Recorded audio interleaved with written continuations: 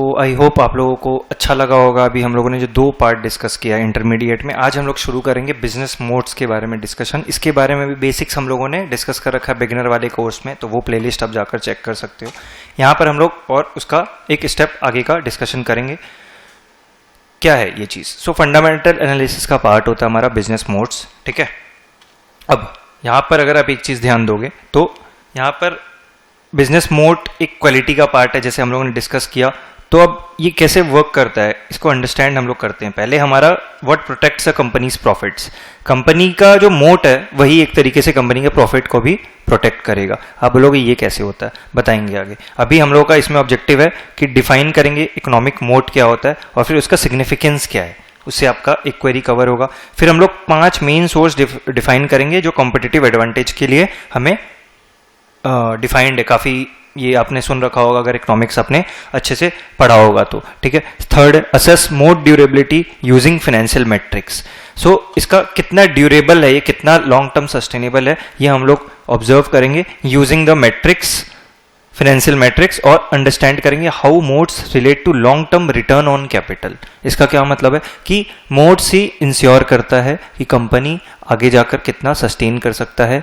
Pricing dominate कर लो, चाहे margin पे डोमिनेशन कर लो, किसी भी तरीके से मार्केट में बने रहना है अगर, तो आपके पास में मोट होना चाहिए, आपके पास में वो टैलेंट होना चाहिए कि आप मार्केट में पीयर्स आकर आपको बाहर नहीं निकाल पा रहे मार्केट से, ठीक है। सो इकोनॉमिक मोट होता क्या है, सबसे पहले आप लोग ये देखो। सो इकोनॉमिक मोट is a structural competitive advantage. क्या है? इकोनॉमिक मोट is a structural competitive advantage. क्या होता है उससे, क्या करता है वो? That allows a company to defend its market position. Defend करना मतलब कि बाहरी लोगों से अपने आप को बचा के रखता है ज़्यादा लंबे टाइम तक टिकने के लिए, and maintain above average profitability over a very long term, just as a water filled moat protects a castle. Wider moats is equal to longer lasting competitive advantages.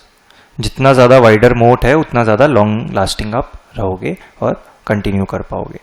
अब इसका मैं समरी आपको यहाँ दे दिया हूँ, क्या क्या मतलब कि एस्पेक्ट्स है जिससे हमें पता चलता है कि मोट इज स्ट्रॉन्ग।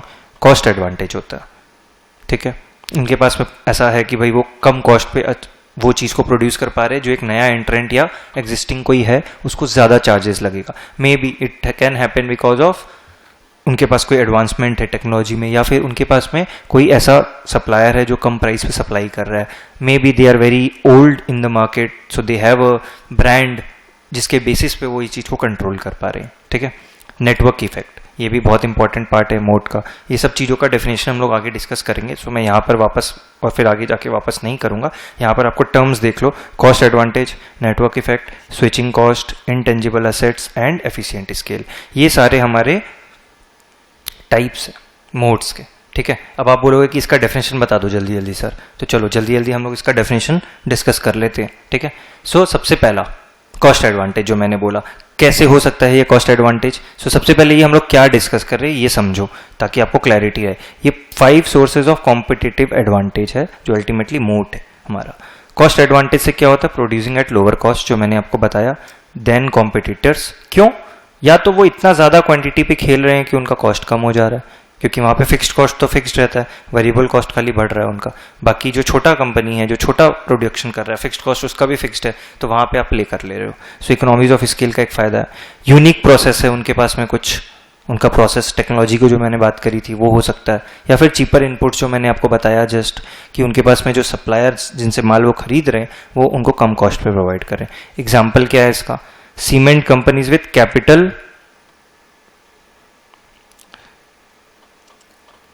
लाइमस्टोन माइंस, अभी कैप्टिव लाइमस्टोन माइंस। तो cement companies with captive limestone mines का मतलब होता है कि वो कंपनीज जिनके पास में, आपका एक टर्म है वो मुझे ध्यान नहीं आ रहा है, मुझे याद आएगा तो मैं बताऊंगा, उसके बेसिस पे वो अपना सारा प्रोसेस को इन हाउस सेट कर रखें, तो उनका क्या हो रहा है कि कॉस्ट कम लग रहा है कंपेयर टू अनदर कंपनी जो अगर उसको अलग से करने जाएगी तो उसको एक्स्ट्रा कॉस्ट पे करना पड़ेगा सेम प्रोसेस को फॉलो करने के लिए। But because this cement company has everything in house, so उनका वो फायदा हो रहा है। सो चाहे सीमेंट कंपनी हो चाहे कोई भी कंपनी हो, वो इन हाउस ऐसा प्रोसेस सेट कर लेते हैं जिससे कि उनका कॉस्ट कमते जाता है।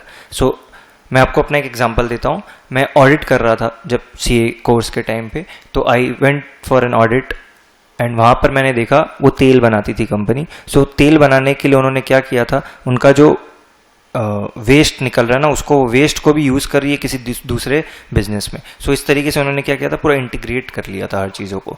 तो इससे क्या होता है ना आपका, कि वो बिजनेस में जहाँ कोई दूसरा पार्टी स्टैंड अलोन अगर वही कर रहा होगा तो उसका जो कॉस्ट आएगा, और इस बिजनेस का जो तेल से निकला हुआ वो भूसी है, वेस्ट है और अलग अलग चीज़ें हैं, वो उसको दूसरे बिजनेस में यूज़ कर रहा है, वहाँ पर उसका कॉस्ट कम हो जा रहा है। सो उस बिजनेस में उसका कॉस्ट कम आएगा। सो इस तरीके से बिजनेसेस जब इंटीग्रेट करती जाती है हर चीज़ों को, तो उनका कॉस्ट कम हो जाता है। सो वो एक एडवांटेज बन जाता है। क्या बन जाता है वो? कॉस्ट एडवांटेज बन जाता है वो, और उससे उनको फायदा होता है। सेकेंड होता है नेटवर्क इफेक्ट।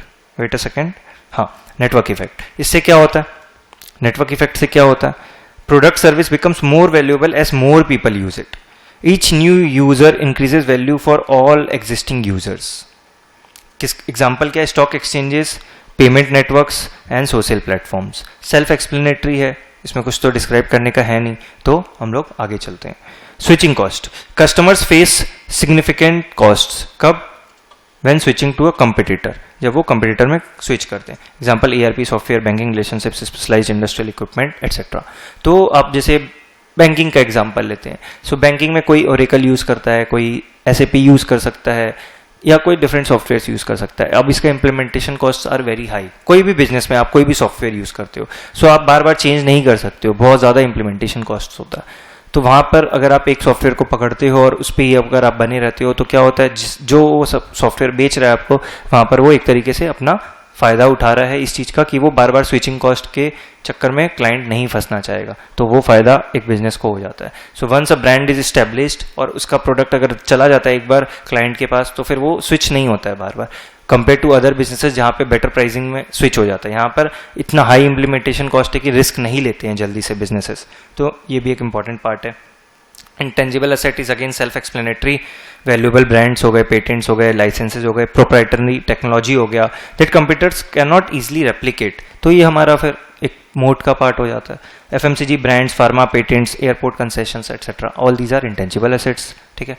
फिर एफिशिएंट स्केल तो हम लोगों को पता ही है, तो टर्म में ही दिख रहा है। Operating in a niche market that can only support one और अ फ्यू प्रॉफिटेबल प्लेयर्स, जहाँ पे ज्यादा लोग एंट्री नहीं कर सकते, या तो बैरियर्स टू एंट्री है या और कोई रीजन हो सकता है।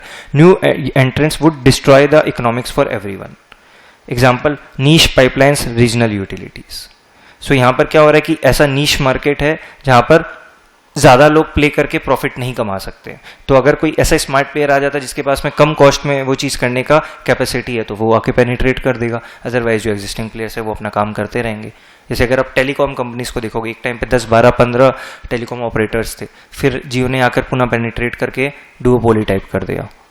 यहाँ पर अभी 3 लोग हैं, बट अल्टीमेटली एयरटेल और जियो ही मेन यहाँ पर रिवेन्यू है जिनके पास में। आइडिया डेट में फंसा पड़ा है, तो उनको हमेशा चैलेंजेस रहते हैं और वो प्रॉब्लम में घिरे रहते हैं। सो आपको यहाँ पर क्या है, क्या सीखने मिला कि ये जो 5 हम लोगों ने डिस्कस किया, these are the 5 sources of competitive advantage ultimately becoming an economic moat for any company. Okay, clear है? आई होप सबको क्लियर होगा। ये यहाँ पर आपको ये सब नेम्स रटने नहीं है, आपको बस खाली ध्यान रखना है कि किसका क्या रेलेवेंस है। Cost advantage, network effect, switching cost, intangible assets and efficient scale. ठीक है, तो आई होप कि आप लोगों को समझ में आया होगा और हम लोग इस बेसिस पे आगे चल सकते हैं, क्योंकि अब हम लोग डिस्कस करेंगे कि इसको हम लोग मेजर कैसे करेंगे। इन सब तो टर्मिनोलॉजीज के बेसिस पे हम लोग मेजर नहीं कर सकते हैं। सो अब हमें मेजर करना है, तो मेजर किस तरीके से होगा?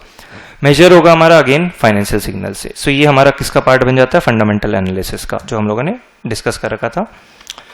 ROC अगर कंसिस्टेंटली 20 के ऊपर है, ROC अगर आपको नहीं पता है तो आपको एक बार जाके बेसिक्स को चेक करना चाहिए। ठीक है, सो ROC क्या है? अगर 20% के ऊपर है तो वो स्ट्रॉन्ग मोड सिग्नल है, और अगर डिक्लाइनिंग है या फिर कॉस्ट ऑफ कैपिटल से कम है तो इसका मतलब वीक सिग्नल है। ग्रॉस मार्जिन अगर हमारा स्टेबल है और एक्सपेंड हो रहा है साल दर साल तो अच्छा है, श्रिंक हो रहा है तो फिर खराब है। तो यहाँ पर ये अच्छे की बात हो रही है लेफ्ट में और खराब की बात हो रही है राइट में। ठीक है, अब आते हैं हम लोग FCF कन्वर्जन पे। इसके भी हम लोग डिस्कशन कर रखे, तो आई होप आपको कंफ्यूजन नहीं हो विद द टर्म। अगर ये हाई है और ग्रो कर रहा है तो बढ़िया है, लो है और नेगेटिव है कंसिस्टेंटली तो खराब है। मार्केट शेयर ये क्या है? अगर स्टेबल है या ग्रो कर रहा है तो बढ़िया है, अगर खत्म हो रहा है तो खराब है। ये तो एकदम सिंपल कॉमन सेंस है कि खत्म अगर कोई चीज़ कम हो रहा है तो वो खराब ही होगा। प्राइसिंग पावर, अगर आप प्राइस रेस कर सकते हो without volume loss, important part कि अगर आपका वॉल्यूम कम नहीं होना चाहिए। आप 100 पे बेच रहे थे 1 लाख क्वांटिटी, 105 पे भी अगर 1 लाख क्वांटिटी बेच पाते हो, दैट इज ए स्ट्रॉन्ग मोट। 5% रेस करके प्राइस को भी आप बेच पा रहे हो। वीक सिग्नल क्या, प्राइस टेकर इन कमोडिटी मार्केट। कमोडिटी मार्केट में प्राइस टेकर्स होते हैं, वहां पर इस तरीके से नहीं चलता है, बहुत स्मॉल मार्जिन पे काम होता है। सो ये हमारा यहाँ पर खत्म होता है understanding about the business modes. Summary में हम लोगों ने एक बार क्या क्या डिस्कस किया उसको बात कर लेते हैं। Economic mode is a durable competitive advantage, long term तक सस्टेन जो कर पाए, जो लॉन्ग टर्म प्रॉफिटेबिलिटी को मेंटेन कर पाए। फिर हम लोगों ने 5 सोर्सेज पे डिस्कस किया। कॉस्ट एडवांटेज होता है, नेटवर्क इफेक्ट होता है, स्विचिंग कॉस्ट होता है, इंटेंजिबल एसेट होता है और एफिशिएंट स्केल होता है। फिर फाइनेंशियल सिग्नल्स मोड का कैसे पता चलता है, high ROC, stable gross margin, strong FCF and pricing power. फिर नेटवर्क इफेक्ट और स्विचिंग कॉस्ट के बारे में क्या बात किया था, typically the most durable moat types, क्योंकि अगर उस पर आपका कंट्रोल है तो आप बहुत अच्छा लंबे समय तक काम कर सकते हो। मोड्स धीरे धीरे करके टाइम के साथ में कम भी हो जाता है, उसको आपको मार्जिन्स को मॉनिटर करना पड़ेगा और मार्केट शेयर ट्रेंड्स को मॉनिटर करना पड़ेगा। अगर उस बिजनेस में डिमांड ही नहीं है, उसके यूजर्स ही नहीं है, तो फिर वो बिजनेस खत्म हो जाएगा, इंडस्ट्री ही खत्म हो जाएगी। सो हमारा पूरा का पूरा चैप्टर यहाँ पर डिस्कस होके खत्म होता है। आई होप आप लोगों को समझ में आ रहा होगा। अगर अच्छा लग रहा है तो आप लोगों को क्या करना है, आप लोगों को पता है, वीडियो को लाइक करना है और अपने फ्रेंड्स के साथ में शेयर करना है। Thank you so much for watching. मिलते हैं नेक्स्ट चैप्टर में।